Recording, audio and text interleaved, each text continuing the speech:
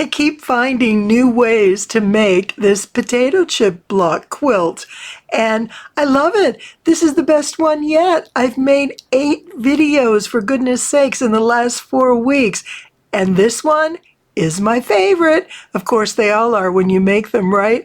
I'm Leah Louise from Inspired Quilting by Leah Louise, and I want to show you this awesome trick that you can use to make a quilt, a potato chip block quilt. Look at the one behind me. Basically, it's just a square in a square, and it's so simple. I made it in an afternoon, and that's while recording. So yes, you can do this. This is going to be fun. Come on, let me show you how. I am so excited to show you this potato chip block layout. Oh my gosh, you're just not going to believe how easy this is to get such a dramatic look. So the first thing you need to do is create 3 blocks. Each of them will measure 24.5 inches. We're using a 6.5 inch center square and a 3.5 by 6.5 inch rectangle or brick or block, whatever word you want to use, around the outside. Now, if you're not familiar with this block or this particular size, check the video I just did. I'll link it up above because it shows you exactly how to put all this together. What I want to do is, now that you know how to make the blocks, show you how to elaborate on them to get a really awesome quilt. This is stunning. You are absolutely going to love it and appreciate just how easy it is. So we have 3 blocks, and there's 3 rows. My center, 1, 2, 3. And I think there's about 30 blocks each. So if you have about 100 blocks, you're going to have enough to do this. So I went through and I made my 3 blocks. The first thing I did was sew my pairs, just like I had shown you on the last one. Do I have one here? I think this is one, yes. So I took 2 together and I'd sew them. And I did that on about 30 different pairs. So when I'd go to start my quilt, or excuse me, start my block, I would have plenty to draw from. We have 1 on each side of the center here, but there's a pair here, a pair here, a pair here, and then the outside are 2 pairs each. So that'll really save you a lot of time. Once you get to this point, make sure you're at about 24.5 inches and take one of these blocks, whichever one you want to be in the middle of the quilt. Take one, and I want you to set it aside. So I'm going to put that right here. Now, the next thing we're going to do is we're going to cut these in half. Oh my goodness, I know that's a little bit scary, but let me show you how we're going to do this. With our center block set aside, we are now going to cut the other 2 blocks in half, and you're going to cut it in half once from corner to corner. And what's important is that you get a nice straight line between these 2 corners. See how this line, as it goes across the block, it intersects those corners where the seams met up. And you want to make sure that you're traveling along that same line. And once that's done, I'm going to show you how to mark it. And so we're going to do some stay stitching along the edges.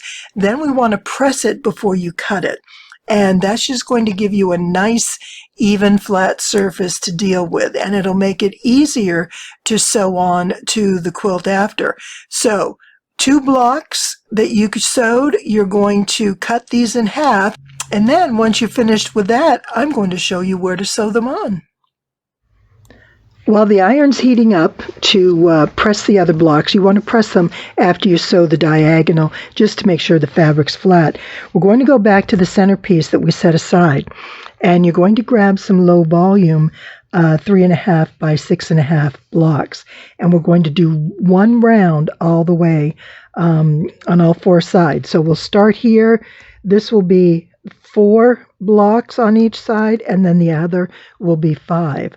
Now this is going to be our center, so we're kind of creating a little bit of a frame around it. If you saw that quilt behind me, the previous quilt I just did, we did that on a smaller scale. I just want to do it on a larger scale.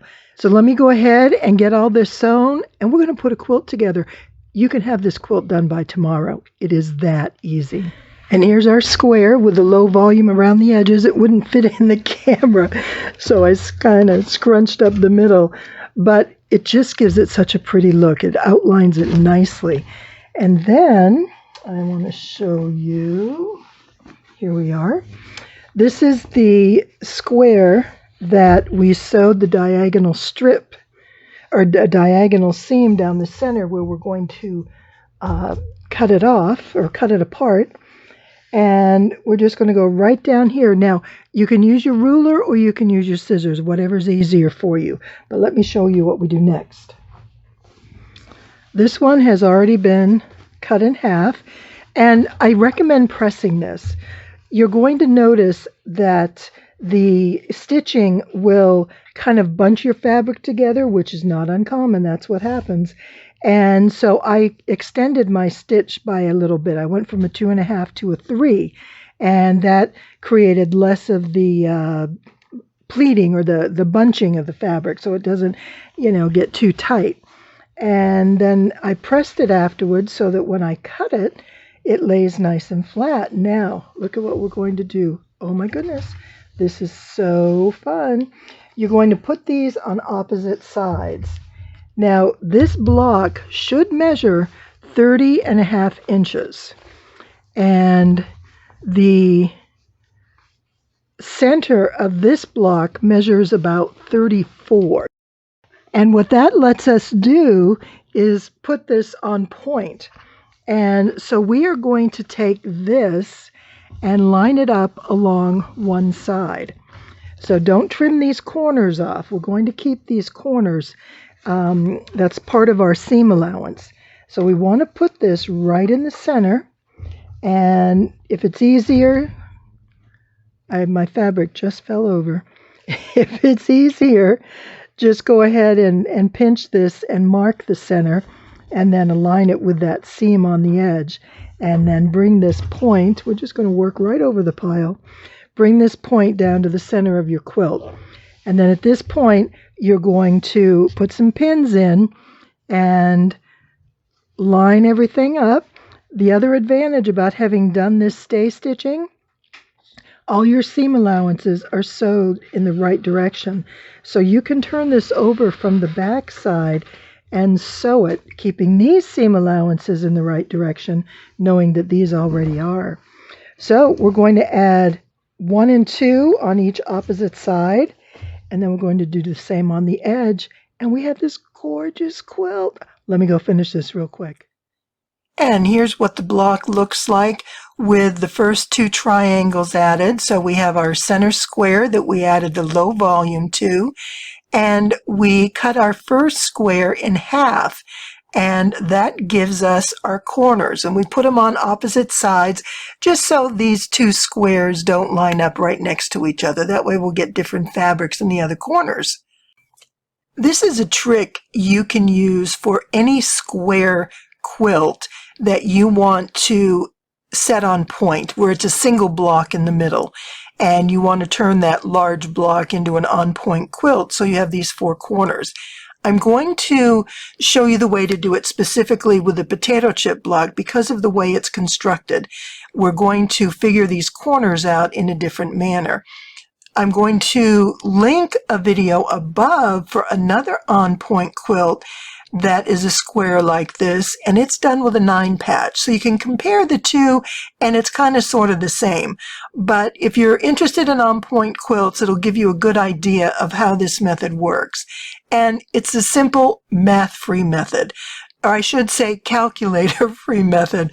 What we need is a triangle whose center line, the hypotenuse, measures the same as our square that we're going to have in the middle.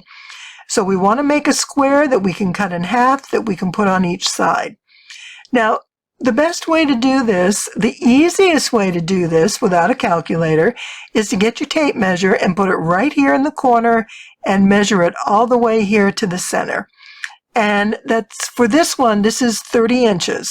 So the middle is 24. This adds another 6 inches for a total of 30.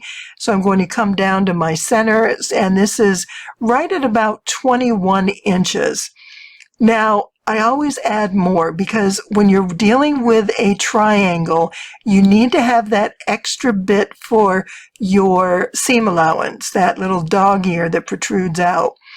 And then I like to add even more so that I have trimming room when I go to do the outside edge of my quilt, because I want all these corners to be visible. I don't want any of these to be cut off by my binding. So by making this block just a little bit bigger, then I have extra room, and I'll show that to you on the next picture. So right here, I needed 21 inches from this point to here.